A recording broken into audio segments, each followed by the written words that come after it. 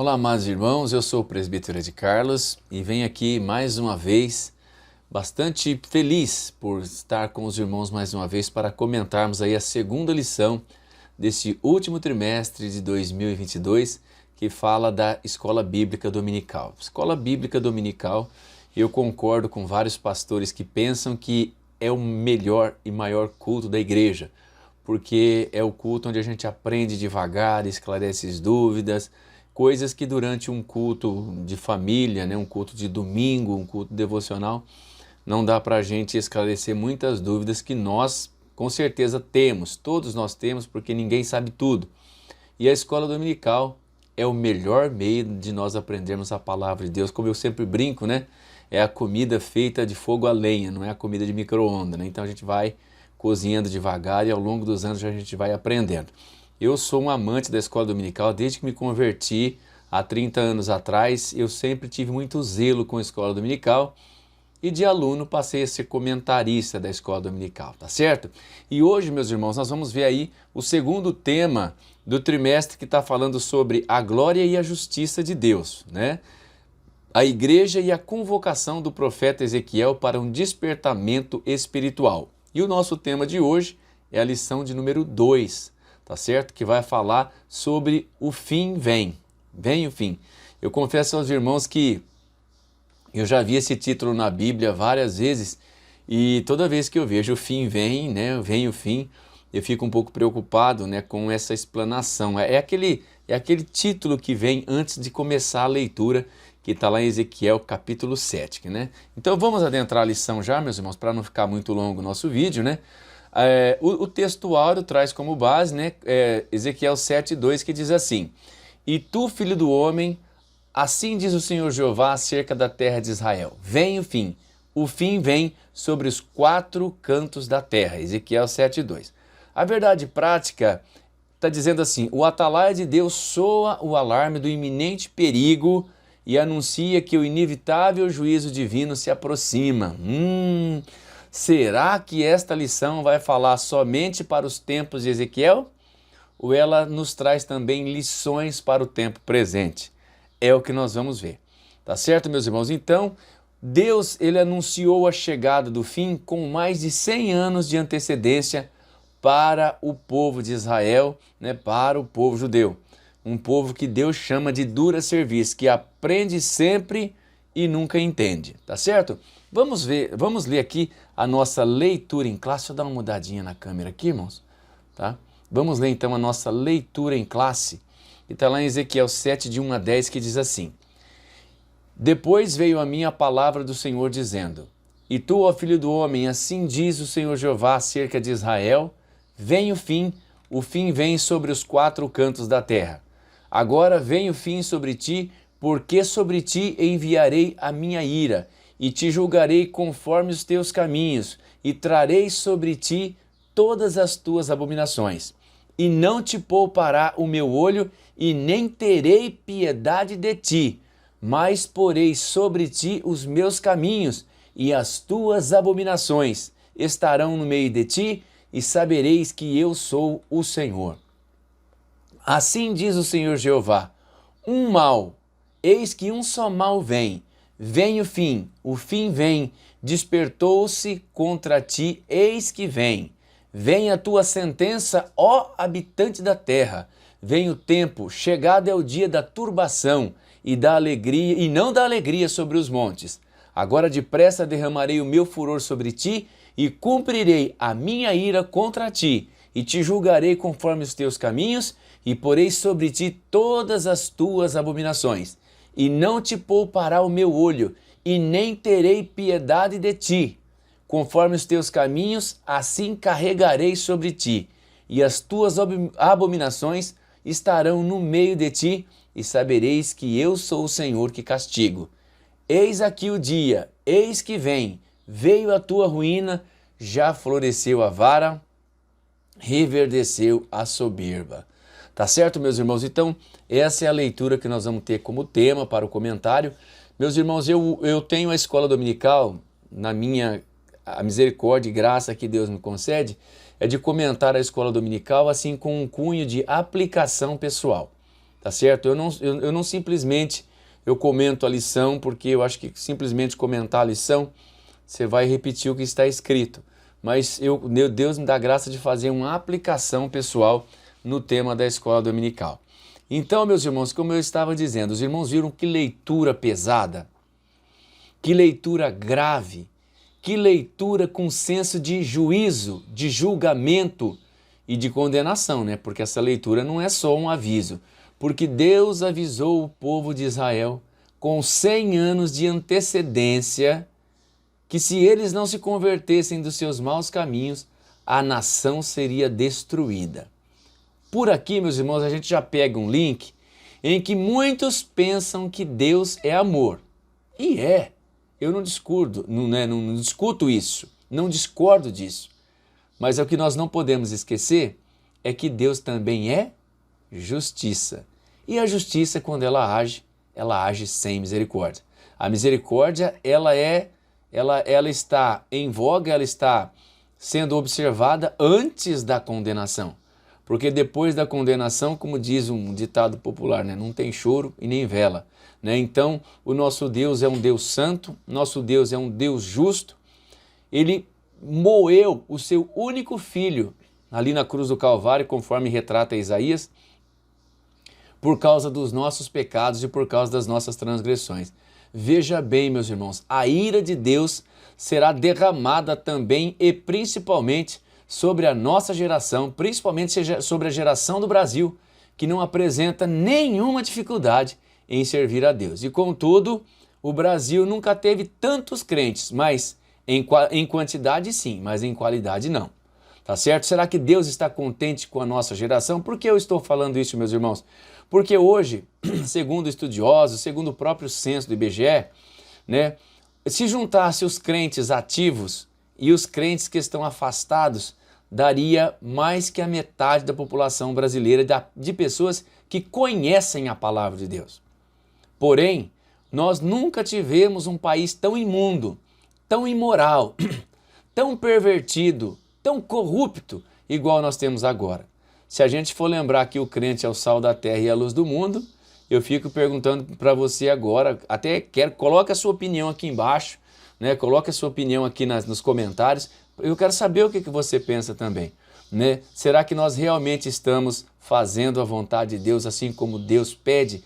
Será que Deus está contente conosco? Ou será que Deus, assim como a mim, que está usando centenas e centenas de pregadores para anunciar que Deus vai cobrar também da nossa geração as nossas agrúrias, as nossas inércias, né? A nossa incompetência, o nosso mau testemunho perante as nações que aí estão, como Deus cobrou do povo de Israel. O povo de Israel havia se desviado dos caminhos do Senhor e mesmo os profetas anunciando a ruína, né? Ezequiel ele foi contemporâneo, se eu não estiver equivocado, de Jeremias e Daniel, que inclusive, né, tanto Ezequiel como Daniel, eles foram deportados na primeira deportação, quando Nabucodonosor ele invadiu Jerusalém, ele invadiu ali o país de Israel. Então eles foram contemporâneos e eles pregaram, eles anunciaram. Deus usou os três de maneira diferente. Ezequiel no meio dos cativos, já Daniel estava lá no palácio, conforme os irmãos conhecem muito bem. Então Deus falava de maneira simultânea a tanto a nação de Nabucodonosor lá no palácio através de Daniel e também para os próprios filhos de Deus que estavam ali junto ao rio Quebar. Né? Então o que a gente vê, meus irmãos? Que o nosso Deus, ele é um Deus de compaixão, de misericórdia, mas ele também é um Deus que se ira. E não vamos nos enganar, meus irmãos, como eu estava dizendo. Será que Deus está contente? Será que Deus não está usando a mim e a muitos outros que estão pregando a palavra de Deus para anunciar que a nossa comunidade, né, que o nosso povo, que os cristãos precisam estar nos caminhos do Senhor? Olha, meus irmãos, me permite aqui um comentário pessoal.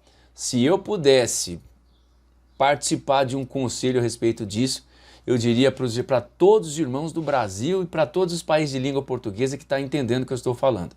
Nós precisamos melhorar e muito, e eu acredito que nós temos muito que consertar na presença de Deus E é bom nós olharmos, viu, meus irmãos, porque a eternidade se aproxima. A eternidade se aproxima e está mais perto de nós, como diz a Bíblia, né? Desde o tempo que nós aceitamos a fé, ela está mais perto de nós. Então, é bom que a gente fique ligeiro, tá certo, meus irmãos? Vamos entrar aqui na nossa introdução, então. Praticamente, né, eu já fiz essa introdução e eu gosto de ler os tópicos e aí eu paro e destaco alguns pontos e a gente aí parte, então, para a aplicação pessoal, né? Então, a lição dessa semana, ela tem o propósito do quê? De analisar o capítulo 7 de Ezequiel, que tem como base, como tema central, juízo de Deus para com a terra de Israel, mas não só para Israel, mas também para o mundo. Nós vamos ver isso daí. Aqui, meus irmãos, a profecia de Ezequiel, ela transborda, né, para uma dimensão global. Por isso que eu já pego aqui uma aplicação pessoal e eu digo para você que é pregador da palavra de Deus. Você que é um profeta de Deus, que é usado por Deus. Para de ficar pregando para agradar as pessoas. Você não tem que pregar para agradar ninguém. Por isso que a gente vê muitos pregadores, muitos, né, pregadores de renome, que é o que usam principalmente nos meios pentecostais, né, cheios daquela, vamos dizer assim, daquela soberba santa, se é que existe soberba santa, né? Mas é só uma maneira de expressar. Chegam como se fossem os reis, porque são amados. Meus irmãos, só uma observação aqui. Qual dos profetas de Deus era amado? Talvez os discípulos até foram, porque a mensagem da graça que veio através dos discípulos, talvez eles, né, fossem um pouco mais brandos, mas nem o próprio Jesus foi. Lembra de João Batista? Raça de víboras, quem vos ensinou a fugir da ira futura? Apresentai-vos, pois, frutos dignos de arrependimento. Então, qual dos profetas de Deus que foi amado? Então, se você é um profeta de Deus e você vive sendo bajulado, presta atenção na sua mensagem para você ver se você está pregando aquilo que Deus mandou você pregar ou se você está pregando aquilo que o povo quer ouvir. Tá certo? Então vamos lá, seguindo então, meus irmãos, né? Então a profecia de Ezequiel, ela não fica ali somente no foco do povo de Israel, mas também ela é estendida para todo mundo, de forma global. Então, quando nós vamos estudar essas porções bíblicas, o principal objetivo que a gente tem aqui é avaliar o quê? O nosso relacionamento com Deus. Como estamos servindo a Deus, como estamos fazendo a vontade de Deus. Estamos diante de um Deus soberano e Ele vai pedir conta, meus irmãos, de cada ser humano. E eu aqui não vou tentar, eu aqui não vou querer justificar nada para Deus. Porque é claro que eu já vou chegar condenado. Porque qual que é o argumento que eu vou ter contra aquele que tem um olho que tudo vê, que as mãos não estão encolhidas para que não possa salvar e que os seus ouvidos não estão agravados para que não possa ouvir. Então qualquer respiração minha, Deus o sabe tudo. Eu vou chegar o quê? Eu vou falar, né, se eu for negligente com as coisas de Deus, eu vou chegar e dizer, Senhor, pode me condenar, vou justificar o quê na tua presença? Isso, meus irmãos, cada cristão tem que estar consciente dessa situação. Assim como Deus levantou, né, Ezequiel para pregar para o povo dele, quando já estavam cativos, condenados, ali na primeira deportação junto ao rio Quebar, assim Deus também fala para nós hoje. Cuidado, que você não seja levado cativo. Só que se você fosse levado cativo igual o povo de Israel para o rio Quebar, né, para viver às margens do rio Quebar, você teria uma chance de voltar, porque nós vamos ver que Ezequiel ele prometeu a restauração. O problema é que agora, se nós formos levados cativos, né, a cada pessoa que for levado cativo, vai ser levado, não vai ser para o rio Quebar, mas vai ser levado para o rio, na verdade não é um rio, né, é um lago, né? Os irmãos sabem disso, né? É o lago de fogo, que arde com fogo e enxofre. Então ninguém mais vai para o rio Quebar, agora é para o lago que queima com fogo e enxofre. Os irmãos conhecem bem essa história aí, tá certo? Então, meu objetivo com os irmãos é apresentar de um modo geral, capítulo 7 de Ezequiel, enfatizar o sentido das expressões repetidas, vem o fim vem, e identificar o inimigo que servirá como instrumento do juízo divino nos tempos do fim. Tá certo? Então, meus irmãos, é isso que nós vamos estar vendo com os irmãos a partir de agora, tá certo? Então, o juízo divino aqui, né, meus irmãos, ele é descrito no discurso profético do capítulo 7 e ele é endereçado ao povo de Deus, à terra de Israel, ou seja, particularmente aos seus habitantes, mas eles têm implicações globais, né? Como eu disse lá no início, os contemporâneos de Ezequiel na Babilônia e até mesmo em Jerusalém recusaram a mensagem dos profetas, principalmente de Ezequiel e Jeremias, que eram contemporâneos, igual os irmãos disseram. Eles não quiseram acreditar nas mensagens que esses profetas falaram. E o que aconteceu? Meus irmãos, eu tenho comigo, ao longo dos meus 30 anos de fé, eu tenho comigo assim, ó, Deus fala na consciência, tá? Deus fala na consciência, Deus fala na mente e por último Deus fala com o cativeiro. Eu não sei em qual fase que você está e que Deus está falando com você e você não tem dado ouvidos, né, à palavra de Deus. Então, meus irmãos, né, sobre esse tema, Ezequiel, ele começa a profetizar quando ele diz assim, ó, e veio a mim a palavra do Senhor. Quando você estiver na igreja e tiver uma profecia e o profeta começar com essa frase, fique atento, redobre a sua atenção. Sabe por quê? Porque esse tipo de expressão, e veio a minha palavra do Senhor, é uma chancela de autoridade divina na vida do profeta.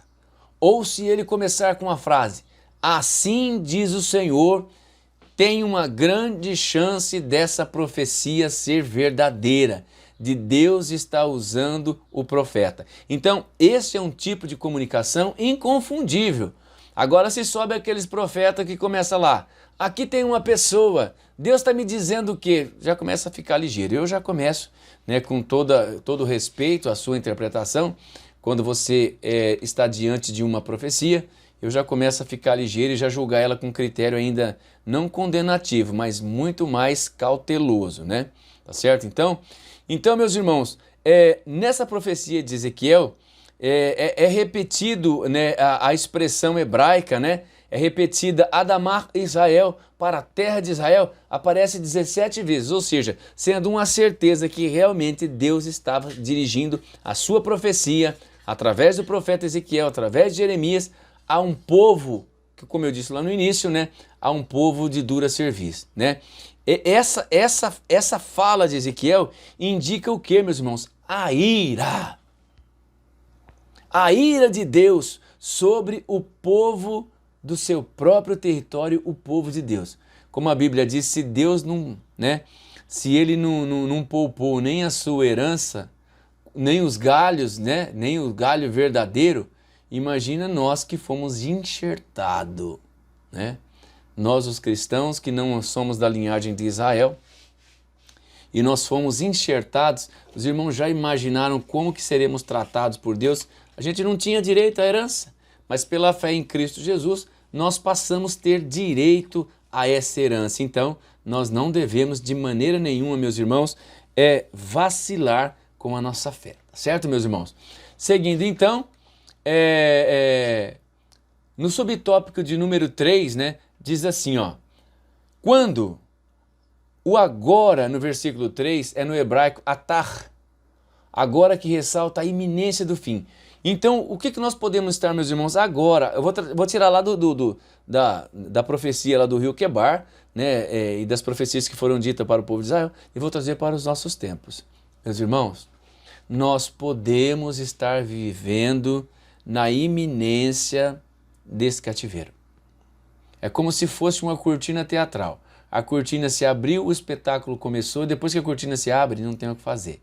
Meus irmãos, nós podemos estar vivenciando, né, o cumprimento ou estar muito prestes do cumprimento dessa profecia agora. Por isso que nós estamos correndo e pregando sem reservas, ainda assim num ponto de aplicação pessoal, para que você ouça a mensagem, para que você ouça a advertência da mensagem divina e venha a crer, porque assim como o Senhor diz, assim depressa derramarei o meu furor sobre ti será derramado também sobre aqueles que se dizem seguidores de Jesus, se dizem amantes do Deus Todo-Poderoso da palavra, ficam vacilando com as advertências do Senhor a respeito dos tempos do fim. Ela pode vir a qualquer momento, meus irmãos. Se Deus não poupou os ramos naturais, não vai poupar a nós também. Tanto que o próprio Jesus repetiu para eles quando disse: vocês verão Abraão, Isaac e Jacó no reino de Deus e vocês lançados fora. Está uma prova aí dos ramos naturais que eu estou dizendo para os irmãos. Então hoje, a própria palavra profetizadas, né, para estes e para tantos outros, eles anunciam o fim de todas as coisas. Para eles e também para nós nos dias de hoje. Tá certo, meus irmãos? Então que fique muito claro isso daí. E aí, meus irmãos, né, a gente tem que ficar alerta, porque estamos vivendo os tempos do fim. Então essa profecia do capítulo 7 de Ezequiel, meus irmãos, a gente pode desenvolver 6 aspectos dessa profecia de juízo contra Israel, que também pode ser analogamente, se é que existe essa palavra, né, direcionada para a nossa geração também. Tá certo? Então, o que seria visto aí? Seria uma destruição completa. É a primeira coisa, versículos de 1 a 6 do capítulo 7. Seria uma destruição iminente. Lembra o que Jesus disse lá em Lucas 21, 34 de Lucas? Né? Estais vós apercebidos, porque esse dia virá como um laço, né, sobre todos aqueles que habitam na face da terra. Meus irmãos, o laço, eu me lembro quando eu era criança, eu assisti o filme do Tarzan. Não sei se os irmãos assistiam isso daí, eu não era crente na época, né? E no filme, de repente, o Tarzan estava caminhando na selva, de repente um laço pegava ele, na hora que ele via, ele estava de cabeça para baixo. Né? Então ali dá para a gente ver que aí, como o laço, ele chega, como Jesus falou, né, que virá como um laço sobre todos os moradores da terra. Se todos os moradores da terra, isso também está dizendo que eu, você e as nações também estarão sujeitas a isso.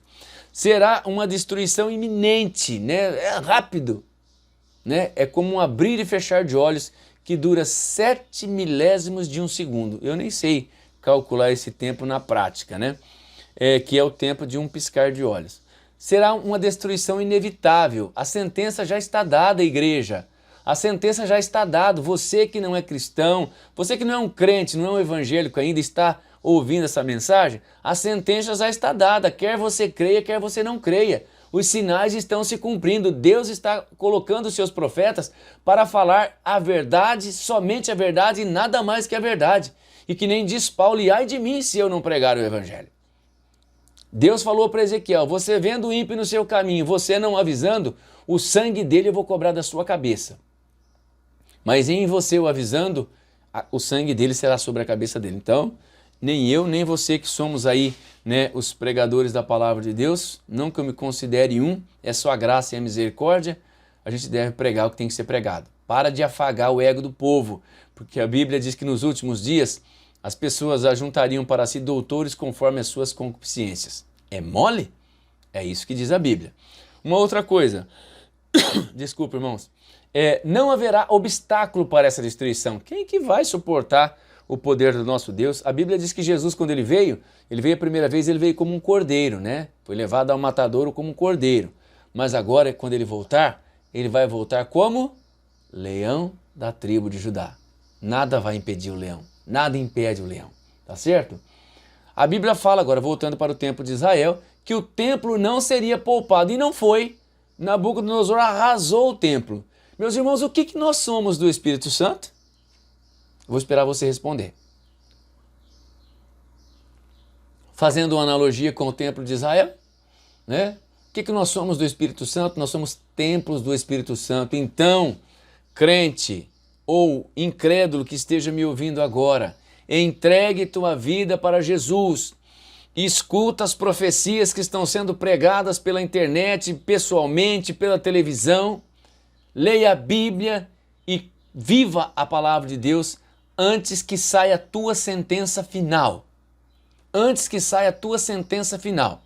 Aqui nesse canal, no meu canal, você procura, tem uma playlist e lá tem uma pregação curta, acho que de uns 6 minutos, né, que fala assim, ó, não estou salvo. Se eu não estiver enganado, é de Charles Spurgeon, né, se eu não estiver enganado. Eu fiz a reprodução dessa pregação.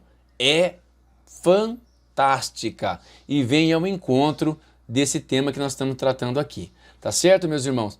E outra coisa, o templo não seria poupado, nós como templo do Espírito Santo também, se não estivermos de acordo com a palavra de Deus, também não seremos poupados. Esse templo não será poupado, né? A destruição ela é universal, claro, e principalmente agora que nós estamos vivendo os tempos do fim, é o fim de toda a história do mal.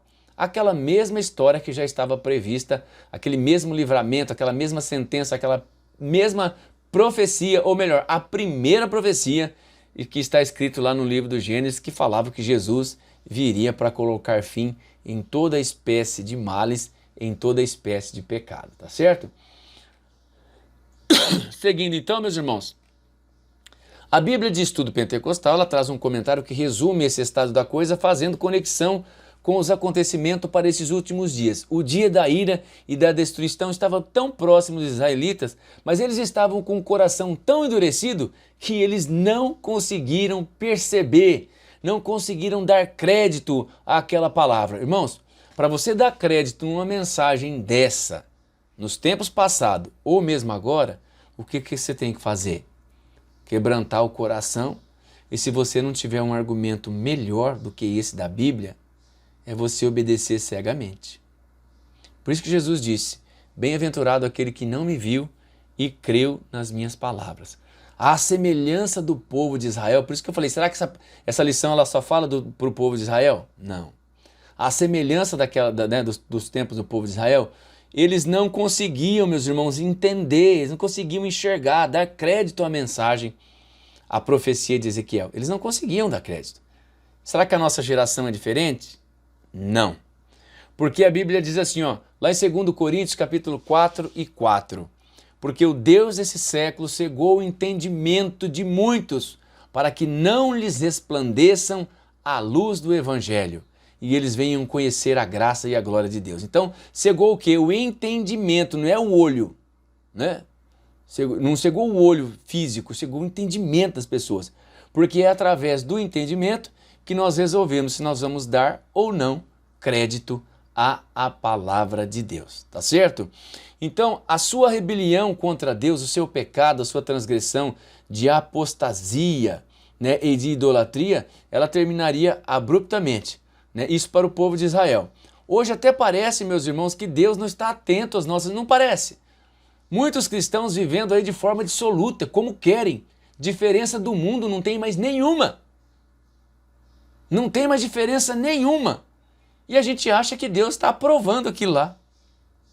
Está aprovando não. É crente bebendo cerveja sem álcool, champanhe sem álcool e assim vai. Mas Deus está atento às imoralidades e iniquidades das nações, mas também daqueles que se dizem cristãos. Meus irmãos, vocês se lembram o que a Bíblia fala a respeito disso? Que era melhor a gente não ter conhecido o Evangelho do que ter conhecido e desprezar as verdades do Evangelho.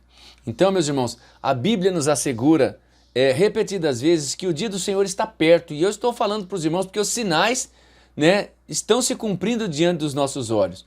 É um dia de um grande julgamento que trará a ira divina sobre o mundo inteiro. E ai de nós, se nós não tivermos sido arrebatados por Jesus no arrebatamento. Então é muito sério. No tópico de número 2, que fala sobre o fim. Então eu vou ler um pouquinho, depois a gente pega para poder fazer algum comentário com os irmãos, né? Então aqui, meus irmãos, o sentido da palavra fim, ele vem do hebraico ketz. Às vezes você, não sei se você já se perguntou, por que usa essa expressão vem do hebraico, vem do grego? É por causa de que na nossa língua essas palavras não existiam. Então eles têm que pegar a palavra lá no original, que é no grego, em que foi escrito o Novo Testamento, e no hebraico e no aramaico, que foram escritos o Velho Testamento. Tá certo? Então é muito bom que os irmãos saibam disso. É porque durante a pregação fica citando no hebraico, é porque na nossa palavra não tinha um correspondente em português. Então eles precisam ir lá e pegar a raiz da palavra. Então aqui sobre o fim, né, está querendo dizer, meus irmãos, esse fim é destruição, é ruína, é morte, é condenação, é julgamento. E aí, é o que eu te falei, o julgamento, quando ele age sem misericórdia. Deu a sentença, está de acordo com o Código Penal, e o nosso não é Código Penal, o nosso é o Código Universal, é a Bíblia, tá certo? Sobre a expressão repetida sobre o fim, olha o que diz a lição. A repetição das expressões vem o fim vem, agora vem o fim, lá no versículo 3, vem o fim vem no versículo 6, eis que vem, veio a tua ruína lá no versículo 10, chama a atenção de qualquer leitor. Por isso que eu falei para os irmãos, né, que toda vez que eu vejo o fim vem, que é aquele título que tem antes do texto, do capítulo 7, eu guardei isso aí, chama realmente a atenção do leitor. Que fim é esse, né? Então talvez a intenção de Ezequiel, como um atalaia de Deus, tenha sido causar pânico no seu destinatário original. Os profetas durante séculos vinham chamando o povo, que era conhecedor da lei de Moisés e do pacto lá dos sinais, ao arrependimento. Agora o povo estava sendo informado do juízo divino, né? Então aqui, meus irmãos, qual que é a intenção da mensagem do profeta? É passar a mensagem de Deus na íntegra, sem mascarar a palavra de Deus. Então Ezequiel falou de forma contundente ao povo de Israel, porque eles conheciam a lei, eles conheciam o pacto do Sinai. Nós conhecemos a graça de Cristo, nós conhecemos o que a Bíblia diz e constantemente estamos ouvindo aquele meu versículo que diz assim, ó, se hoje ouvirdes a sua voz, não endureçais os vossos corações, como no dia da tentação. Então, meus irmãos, ninguém deve se surpreender com a intensidade do juízo que é anunciado antemão, pois ele é compatível com a natureza divina. Um dos objetivos desse juízo seria, no caso de Israel, a erradicação da idolatria, a causa das abominações, visto que a casa de Israel se recusou a aceitar o remédio do arrependimento. Eles quiseram fazer da vida deles aquilo que eles queriam. Todos eles foram informados de antemão de que o castigo, de que o cativeiro viria, mas eles não deram ouvidos à palavra de Deus. E sabe uma coisa bacana que a Bíblia, ela se completa também na nossa geração?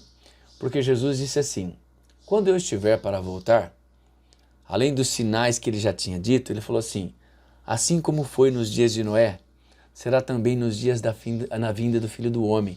Comiam, bebiam, casavam-se, davam-se em casamento, até o dia em que Noé entrou na arca, e os irmãos sabem o que aconteceu, e a porta se fechou do lado de fora. Então, meus irmãos, a sentença divina, conforme é o subtópico de número 3 do tópico de número 2, né, é uma sentença que não tarda, e o objetivo seria erradicar do coração do povo todas as suas abominações, todos aqueles pecados que eles não achavam que eram pecados, porque o entendimento deles estava entenebrecido, estavam cauterizados, eles não percebiam, né, que estavam pecando contra Deus e não aceitavam as repreensões. Tanto que Jesus falou assim, Jerusalém, Jerusalém, que mata e apedreja os teus profetas, quantas vezes eu quis te ajuntar debaixo das minhas asas, como a galinha ajunta os seus pintainhos e vós não quisestes.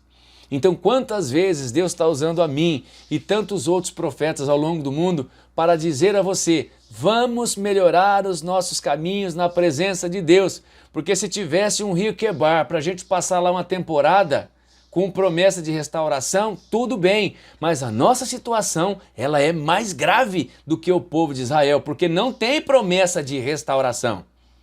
Ou você é salvo ou você não será salvo.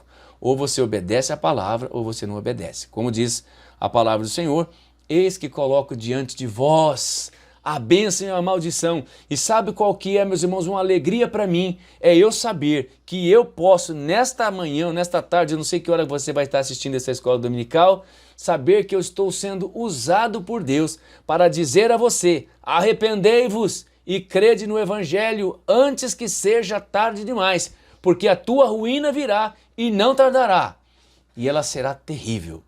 Ela será terrível conforme os 6 tópicos que nós anunciamos anteriormente, tá certo? Então, meus irmãos, com isso a gente encerra assim a parte exortativa de aplicação pessoal da lição de hoje, e a gente vai agora conhecer um pouco sobre o inimigo, né? Que é o tópico de número 3. Quando o Senhor diz assim, ó, já floresceu a vara. Ezequiel faz uma analogia botânica, uma metáfora que se perdeu no tempo. A palavra profética anuncia, veio a tua ruína, já floresceu a vara. Irmão, pegue essa palavra para você. Você que ainda não é um evangélico, pegue essa palavra para você. Já veio a tua ruína, corre, se livre dessa ruína, se livre desse dilúvio enquanto é tempo, porque nós estamos anunciando que muito em breve Jesus aparecerá nas nuvens do céu com poder e grande glória e vai julgar essa última humanidade ímpia, né? Lembra lá do grande julgamento, lá no trono do julgamento, no trono branco? Jesus vai falar assim, vinde para os que estão à sua direita, vinde benditos de meu Pai, entrai para o reino que vos está preparado desde a fundação do mundo. E os outros vão falar, mas e nós? E nós? Apartai-vos de mim, malditos de meu Pai, eu não vos conheço. O que eles vão argumentar? Mas em teu nome não profetizamos, não visitamos os enfermos, não socorremos, né? Não profetizamos. Pois é, não vai ter conversa. Apartai-vos de mim. Então, meus irmãos, como diz Tiago, né, nós não devemos ser observadores da Bíblia, conhecedores da Bíblia somente. Nós devemos ser, principalmente, cumpridores da palavra de Deus. Tá certo? Seguindo então, né, já floresceu a vara, já veio a tua ruína. O que significam então essas palavras, né? Então aqui, meus irmãos, ó, diversas interpretações cabem nesse comentário, mas 3 são as principais. As mais aceitáveis é a que considera a vara, então, né, agora sobre o inimigo. A vara é considerada como o rei Nabucodonosor, assim como o rei da Síria foi o chicote de Deus para açoitar Samaria, os filhos de Israel do reino do norte, da mesma forma Iavé ou Javé usou o rei da Babilônia, Nabucodonosor, com um azorrague para chicotear Jerusalém e Judá. E isso você pode ver lá em Jeremias capítulo 27, versículo 8, tá bom? Jeremias 27, versículo 8. Quando ele traz a expressão reverdeceu a soberba, o que quer dizer? Aí Deus já começa, ele muda, aí já não é mais para Israel a mensagem. Aqui já é para Nabucodonosor, simbolizando as outras nações. O que aconteceu, meus irmãos? O rei Nabucodonosor, nos castigos para com os filhos de Israel, ele se excedeu. Isso vem corroborar que realmente a sentença de Deus não seria só para o povo de Israel, mas também para as nações vizinhas e também para Nabucodonosor, que extrapolou o mandado de Deus na prisão, né, na apreensão do povo de Israel para levá-los em cativeiro, né? Deus não mandou o rei proceder dessa forma. Veja bem, mesmo, até o ímpio tem que obedecer a palavra de Deus na íntegra. Imagine nós que fomos lavados pelo sangue do seu filho. Deus vai pedir conta disso. Deus vai pedir conta disso, tanto que a Bíblia fala que seria melhor o tal não ter nascido. Meus irmãos, olha, só misericórdia de Deus e a observância da sua palavra, tá certo? Vamos ver agora, meus irmãos, quem que era Nabucodonosor. É importante que os irmãos saibam disso, né? O nome dele, Nabucodonosor, é de origem acádia, antiga língua da Mesopotâmia, né? Que significa Nabu, protegeu a minha herança, né? É o significado dele. Então a forma que mais se aproxima do original hebraico é Nebuchadrezzar. É difícil falar essa palavra, né? E aparece 30 vezes no Antigo Testamento, sendo 4 delas em Ezequiel. A forma alternativa é uma outra, né? Nebuchadnezzar. Bem, eu não vejo isso aqui como muito importante, mas somente para conhecimento geral. Você que tem a sua revista, você pode, né, dar uma olhada aí e ver se você pronuncia o hebraico aí melhor do que eu. Tá certo, mesmo? A Babilônia, quem que era a Babilônia? Era uma terra, era um país, era um pecado, onde reinava então o rei Nabucodonosor. Era uma terra idólatra, tremendamente pecaminosa, apóstata, apesar de conhecer o povo de Israel, nunca quis compromisso com o Deus Todo-Poderoso, né? Eles viviam em Babilônia, né, numa região próximo ao norte do Golfo Pérsico. Essa era a cidade de Babilônia. Então, meus irmãos, o que a gente vê? Os julgamentos divinos na história mostram que o pecado, a desobediência, a apostasia, a idolatria jamais ficará impune. E a única maneira da gente escapar dessa repentina destruição, dessa eterna condenação, porque não vai acabar, é aceitando a Jesus como nosso Salvador, reconhecendo Ele como o único Senhor e se arrependendo dos nossos pecados e fazendo então uma prática de fé. Israel não tinha desculpa, não poderia alegar ignorância, pois o povo já dispunha de Moisés e dos ensinos antigos dos sábios, e aí, inclusive também dos seus sacerdotes. E agora Deus manda os profetas, e mesmo assim eles matam os profetas, eles ultrajam os profetas, eles zombam do profeta e não cumprem a palavra de Deus. Pois bem, meus irmãos, qual deve ser o nosso comportamento diante de uma palavra como essa? Pesada, né? Então, meus irmãos, que nós fiquemos firmes na presença do Senhor. Que nós sejamos fiéis a esta mensagem, a esta palavra, para que a ira de Deus, que eu vou repetir aqui, meus irmãos, né? Que são 6 sentenças que Deus preparou para o povo, e é isso que você tem que saber. Eu faço questão de encerrar esse comentário de aplicação pessoal da segunda lição, né, do livro de Ezequiel, da revista da Escola Dominical, repetindo essas 6 sentenças a respeito do povo de Israel, profetizada pelos profetas, mas que também serve para nós. Então, as características da sentença de Deus: será uma destruição completa, não vai ficar quem não tem que prestar conta. Será uma destruição inevitável, não tem como mudar a sentença de Deus mais. Lembra que eu falei da cortina do teatro que se abriu, você vai ter que dar o espetáculo não pode parar, né? A destruição é inevitável, ninguém pode impedir a não ser o próprio Deus, e Ele não vai desfazer ou desprometer ou descumprir aquilo que Ele havia prometido. Não haverá obstáculos para o cumprimento dessa profecia, principalmente como não houve nos tempos de Israel, não teve resistência nenhuma. Pior, não vai haver na nossa geração também. O templo lá não foi poupado, o nosso templo do Espírito Santo também não será poupado, né? E será uma destruição universal. Então, aquele que tem ouvidos, ouça o que o Espírito Santo diz através da minha vida, toda a igreja, tá certo, meus irmãos? Fiquem com Deus, Deus que abençoe a sua vida, te enche da graça e da presença poderosa de Deus em todos os dias. E orem por mim, que Deus me dê graça para que eu sempre continue falando a palavra de Deus como ela é. Um grande abraço e até a próxima lição, em nome de Jesus.